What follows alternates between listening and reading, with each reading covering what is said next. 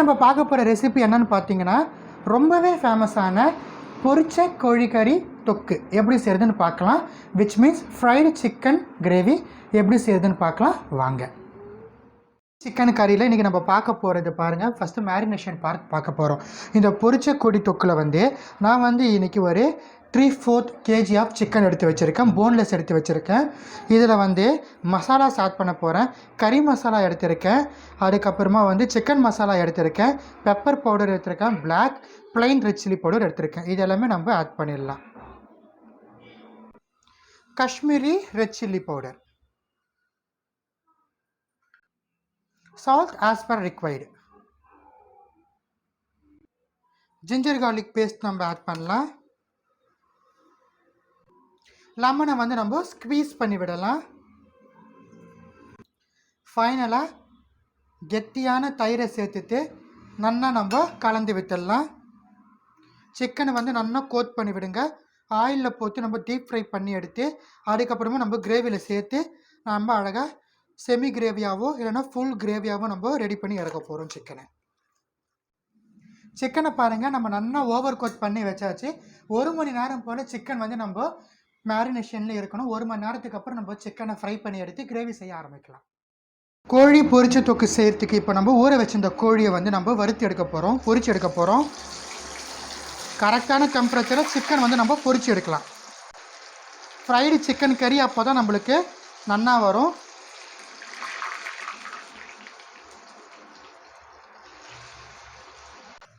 Chicken add பண்ணிட்டேன். எனக்கு சரியாக ஒரு பேஜிக் கரெக்டாக போயிடுச்சு. சிக்கன் ஆட் பண்ணிவிட்டு சிக்கன் நம்மளுக்கு நல்லா ஃப்ரை ஆகி வரணும். ஓவர் குக் பண்ணக்கூடாது. அதே போல் நம்ம வெறும் பேசிக் குக் மட்டும் பண்ணால் போதும். சிக்கன் எண்ணெயில் போட்டு அந்த கோட்டிங் நம்மளுக்கு கிடைச்சாலே போதும். கிட்டத்தட்ட சிக்கன் 75% போல் நம்மளுக்கு குக் ஆனாலே போதும். ரிமைனிங் 25% நம்ம என்ன பண்ண போகிறோம்னு கிரேவி கூட சாத்தியை பண்ணி குக் பண்ணுற வச்சு நம்ம சிக்கனை குக் பண்ண போகிறோம். அதே போல் சிக்கன் எண்ணெயில் போத்திடுமே நம்ம உடனே பாத்திரத்தை விடக்கூடாது. கரண்டியை கொஞ்சம் நேரம் கழிச்சுட்டு நம்ம பாத்திரத்தை விடணும். சிக்கன் போட்டு கொஞ்சம் நேரம் ஆயிருக்கு பாருங்கள். நல்லா கலர் வந்துடுச்சு. சிக்கன் ஆனால் நம்மளுக்கு குக் ஆகலை, ஆனால் நல்ல கலர் வந்துடுச்சு. சிக்கன் கொஞ்சம் கிறிஸ்பாக இருக்குது போதும். இந்த ஸ்டேஜில் நம்ம என்ன பண்ணலாம், சிக்கனை நம்ம எடுத்துடலாம். ஏன்னா அப்போ தான் கிரேவிக்கு கரெக்டாக இருக்கும். நம்ம சிக்கனை ஃபுல் குக் பண்ணிவிட்டு அதுக்கப்புறமா நம்ம கிரேவியில் போட்டு குக் பண்ணோம்னா சிக்கன் ஓவர் குக்கட் ஆகிடும். ஒரு மாதிரி நம்மளுக்கு அது சிக்கன் சாப்பிடும்போது ஹார்டாக இருக்கும், சாஃப்டாகவே இருக்காது. ஸோ இந்த ஸ்டேஜில் நான் என்ன பண்ண போகிறேன், சிக்கனை எடுத்துடுறேன். சிக்கன் கிரேவிக்கு பாருங்கள், சிக்கன் ஃப்ரை பண்ண ஆயில் விற்றுருக்கேன். ஆயில் சூடு ஏறிடுச்சு. நான் கடுகு தாளிக்கு சேர்க்குறேன். உங்களுக்கு வேணும்னா நீங்கள் சோம்பு கூட போட்டுக்கலாம். கடுகு வெடிக்கிறச்சு ஒரு 4 வரமிளகாய் போட்டுக்கலாம். வரமிளகாய் கூடவே நம்ம என்ன பண்ணிக்கலாம்னா கருவேப்பிலை போட்டுட்டு நம்ம நன்னாக்க கலந்து விட்டுடலாம்.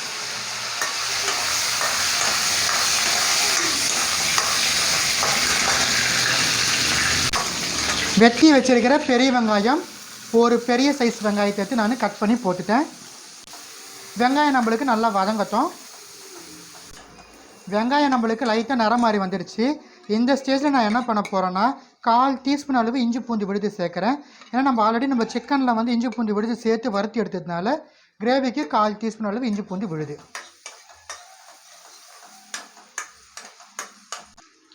இப்போ நம்ம என்ன பண்ண போகிறோம்னா தக்காளி பழத்தை, ஒரு பெரிய சைஸ் பழத்தை கட் பண்ணி வச்சுருக்கேன். இந்த பழத்தை நம்ம சேர்த்துட்டு நல்லா வதக்கி வச்சுக்கலாம்.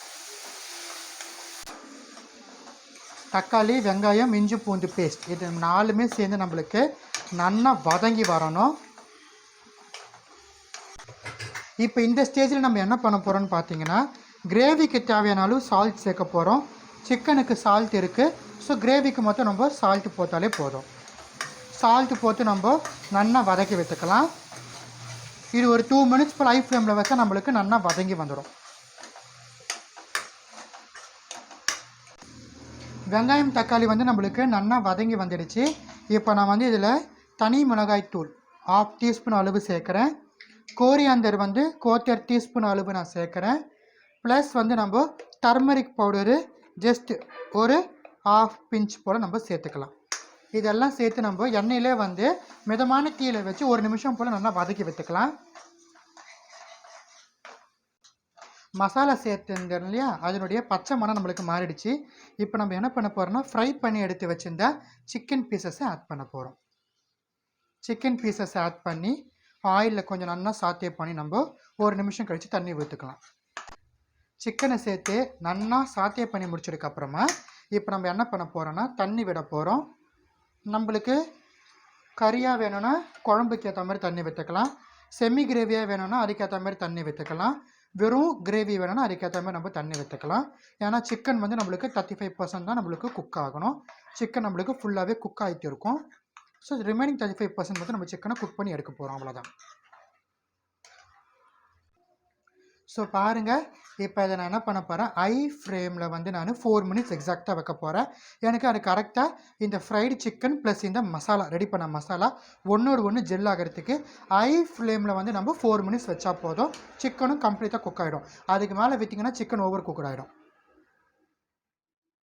பொரிச்ச கறி தொக்கு பாருங்கள், எனக்கு நல்ல தொக்கு பதம், அதாவது கிரேவி மாதிரி நான் எடுத்துட்டேன். இதுக்கு மேலே விட்டு அது செமி கிரேவியாக போயிடும், இல்லை ட்ரையாக போயிடும். உங்களுக்கு குழம்பா வேணால் நீங்கள் குழம்பா வச்சுக்கலாம், கொஞ்சம் தின்னாக வச்சிங்கன்னா குழம்பு போதும். ரெசிபி இதே தான். இப்போ எனக்கு கம்ப்ளீட்டாக ரெடி ஆகிடுச்சு. இப்போ நான் என்ன பண்ண போகிறேன்னா, கொத்தமல்லி தழையை சேர்த்துட்டு இதை நம்ம அடுப்பை அணைச்சிட்டு சூடாக நம்ம சாதத்துக்கு சர்வ் பண்ணி சாப்பிட்டோம்னா அவ்வளோ கலக்கலான அட்டகாசமான டேஸ்ட்டில் இருக்கும். ஒரு அட்டகாசமான ரொம்பவே ஃபேமஸான பொரிச்ச கோழிக்கறி தொக்கு, குழம்புன்னு சொல்லலாம், தொக்குன்னு சொல்லலாம், இல்லை நம்ம இதை அப்படியே பெரத்தலும் நம்ம பண்ணிக்கலாம். உங்களுக்காக வந்து இந்த ரெசிபியை ஷேர் பண்ணியிருக்கேன். இந்த ரெசிபி உங்கள் வீட்டில் ட்ரை பண்ணி பார்த்து எப்படி இருந்துச்சுன்னு எனக்கு கமெண்ட் செக்ஷனில் சொல்லுங்கள். வேறு ஏதாச்சும் ரெசிபிஸ் வேணும்னு கமெண்ட் செக்ஷனில் கேளுங்க, கட்டாயமாக உங்களுக்காக வந்து போஸ்ட் பண்ணுறேன். நன்றி, வணக்கம்.